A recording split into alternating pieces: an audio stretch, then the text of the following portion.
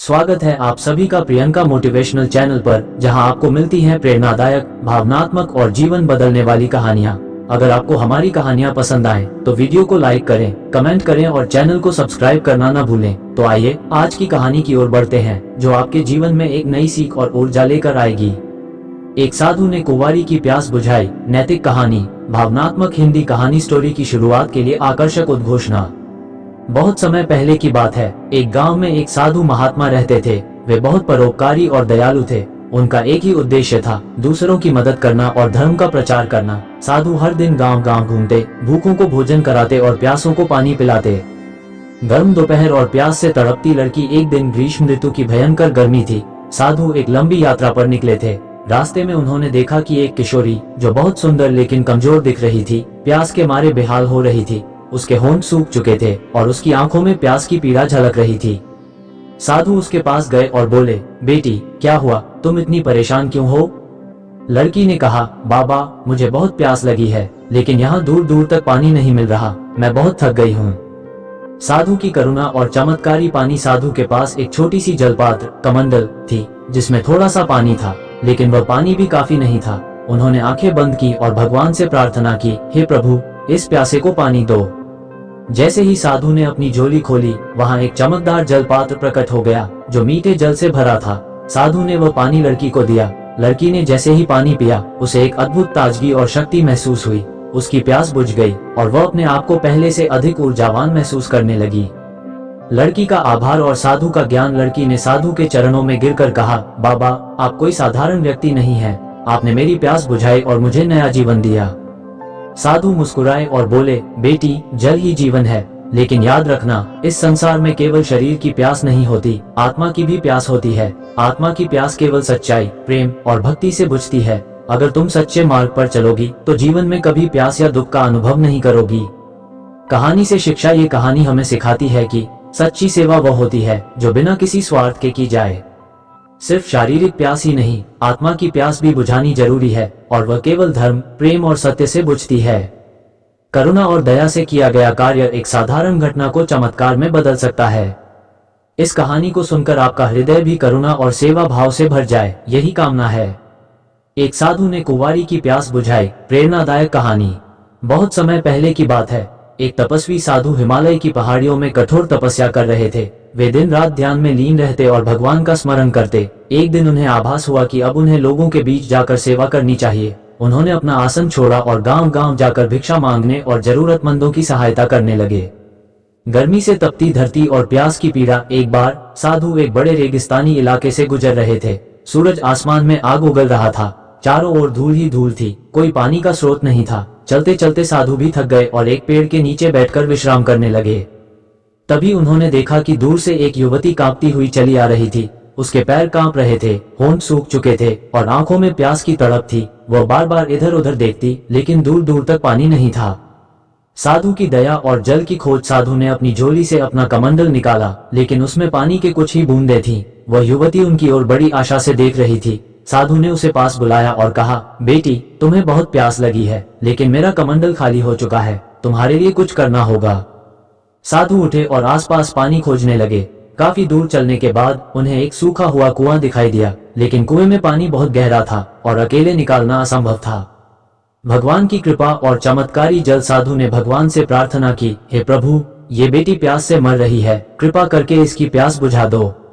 जैसे ही साधु ने प्रार्थना की, अचानक आकाश में काले बादल छा गए और तेज बारिश होने लगी। बारिश की बूंदें गिरते ही सूखा कुआं भरने लगा। साधु ने अपनी झोली से एक बर्तन निकाला और कुएं से पानी भरकर उस युवती को दिया। युवती ने पानी पिया और राहत की सांस ली।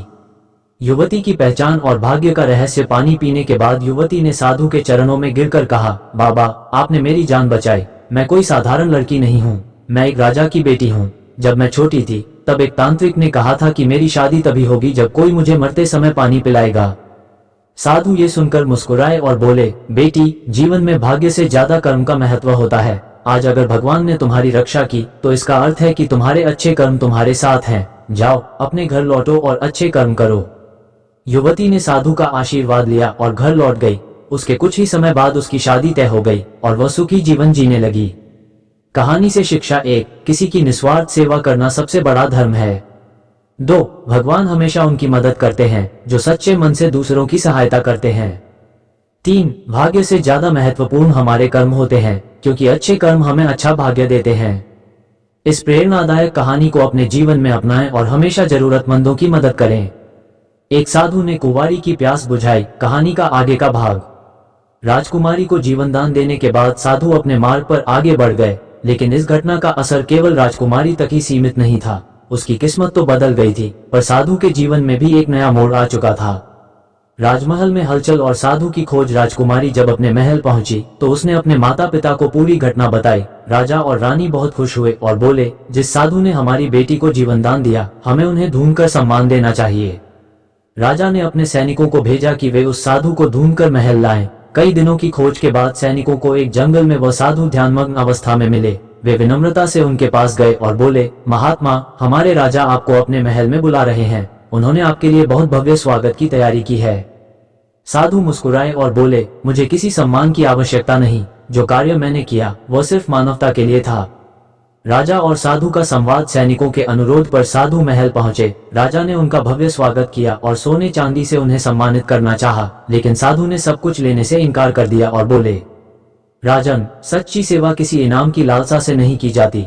यदि आप सच में कुछ करना चाहते हैं तो अपने राज्य में गरीबों और जरूरतमंदों की सहायता करें।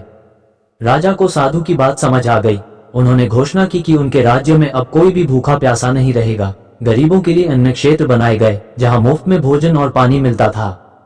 साधु की भविष्यवाणी और राजकुमारी का विवाह। कुछ समय बाद साधु ने राजकुमारी को आशीर्वाद देते हुए कहा, बेटी, तुम्हारी किस्मत अब बदल चुकी है। शीघ्र ही एक ऐसा वर मिलेगा जो न केवल तुम्हारा पति बनेगा बल्कि तुम्हारे राज्य को भी नई ऊंचाइयों तक पहुंचाएगा।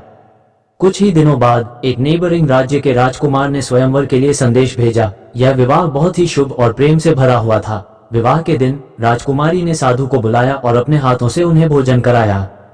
साधु का अंत समय और मोक्ष। साधु अब वृद्ध हो चले थे। उन्होंने अपना शेष जीवन उसी अन्न क्षेत्र में सेवा करते हुए बिताने का निश्चय किया जिसे राजा ने उनके उपदेशों के आधार पर बनवाया था। वर्षों बाद जब उनका अंतिम समय आया तो वे ध्यान में लीन हो गए और भगवान का नाम लेते हुए ब्रह्मलीन हो गए। जैसे ही वे परलोक से धारे, आकाश में दिव्य संगीत बजने लगा और एक ज्योति उनके शरीर से निकलकर आकाश की ओर चली गई। राजा और पूरा राज्य उनकी महानता को नमन करते हुए रो पड़ा। कहानी से शिक्षा। 1. निस्वार्थ सेवा का प्रतिफल हमेशा अच्छा होता है। 2. सच्चा सम्मान वही होता है जो सेवा और परोपकार के रूप में दिया जाए।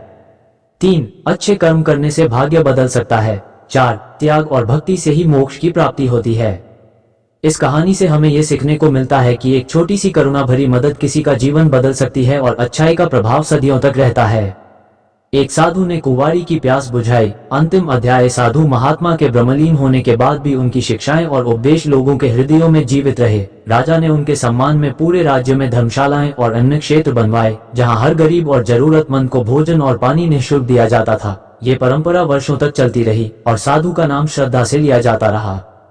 राजकुमारी और राजकुमार का शासन। राजकुमारी, जिसका भाग्य साधु के आशीर्वाद से बदल गया था, विवाह के बाद अपने पति के साथ सुखी जीवन व्यतीत करने लगी। उसके पति एक योग्य और न्यायप्रिय राजा बने। उन्होंने अपने राज्य में साधु की शिक्षाओं का प्रचार किया और धर्म, करुणा और सेवा को प्राथमिकता दी।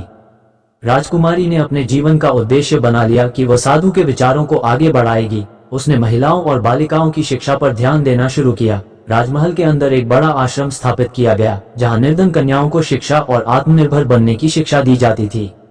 एक अद्भुत घटना। साधु का पुनः दर्शन। कई वर्षों के बाद एक दिन जब राजकुमारी अपने महल के उद्यान में ध्यान कर रही थी, अचानक उसे एक दिव्य प्रकाश दिखाई दिया। वह चौंक गई। जैसे ही उसने ध्यान से देखा, उसे वही साधु महात्मा दिखाई दिए जिनका देहावसान वर्षों पहले हो चुका था।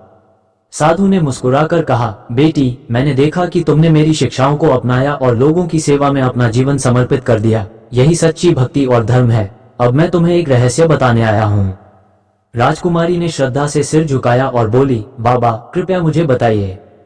साधु बोले, जिस दिन मैंने तुम्हें पानी पिलाया था वह कोई साधारण दिन नहीं था। वह तुम्हारे भाग्य की परीक्षा का दिन था। अगर उस दिन तुम्हें जल नहीं मिलता तो तुम्हारा जीवन संकट में पड़ जाता, लेकिन भगवान ने मुझे तुम्हारी सहायता के लिए भेजा था। ये सब पूर्व निर्धारित था। अब तुम्हारे जीवन का उद्देश्य पूरा हो चुका है और तुम्हें सत्य की और भी गहरी समझ प्राप्त करनी होगी। इतना कहकर साधु अंतर्धान हो गए। राजकुमारी का संन्यास मार्ग। इस दिव्य दर्शन के बाद राजकुमारी का मन संसार से विरक्त होने लगा। उसने राज्य का कार्यभार अपने पुत्र को सौंप दिया और स्वयं एक आश्रम की स्थापना करके तपस्या और भक्ति का मार्ग अपना लिया। वह साधु के उपदेशों को फैलाने लगी और लोगों को सिखाने लगी कि सच्ची सेवा ही सबसे बड़ा धर्म है। कुछ वर्षों बाद जब उसका अंतिम समय आया तो उसने ध्यान में लीन होकर प्राण त्याग दिए। कहा जाता है कि उस समय पूरे आश्रम में एक दिव्य प्रकाश फैला और आकाश से पुष्प वर्षा हुई। साधु की शिक्षा और उसका प्रभाव, साधु की दी हुई शिक्षा और उनके दिखाए गए सेवा मार्ग का प्रभाव सदियों तक रहा। उनकी स्मृति में हर वर्ष उस राज्य में एक विशाल सेवा महोत्सव आयोजित किया जाता, जहां हजारों जरूरतमंदों को भोजन कराया जाता और सेवा कार्य किए जाते। कहानी से शिक्षा 1. निस्वार्थ सेवा सबसे बड़ा धर्म है। 2. अच्छे कर्मों से भाग्य भी बदल सकता है। 3. सच्चे गुरु की शिक्षा जीवन को दिशा देती है। 4. त्याग और सेवा से ही सच्ची शांति मिलती है। अंतिम संदेश। इस कहानी से हमें यह सीखने को मिलता है कि कभी कभी हमारी छोटी छोटी भलाई किसी के जीवन में बहुत बड़ा बदलाव ला सकती है। साधु का एक छोटा सा परोपकार न केवल राजकुमारी की जान बचा सका, बल्कि पूरे राज्य को धर्म और सेवा के मार्ग पर ले गया। ये कहानी यहीं समाप्त होती है, लेकिन इसकी शिक्षा अनंत काल तक जीवित रहती है। इस कहानी से हमें ये सीख मिलती है कि अच्छे कर्मों का फल जरूर मिलता है और सच्ची सेवा सबसे बड़ा धर्म है। अगर आपको ये कहानी पसंद आई हो तो हमें कमेंट में जरूर बताएं कि इससे आपने क्या सीखा। और हाँ, ऐसे ही प्रेरणादायक और दिल को छू लेने वाली कहानियों के लिए प्रियंका मोटिवेशनल चैनल को सब्सक्राइब जरूर करें। मिलते हैं अगली कहानी में, तब तक के लिए धन्यवाद।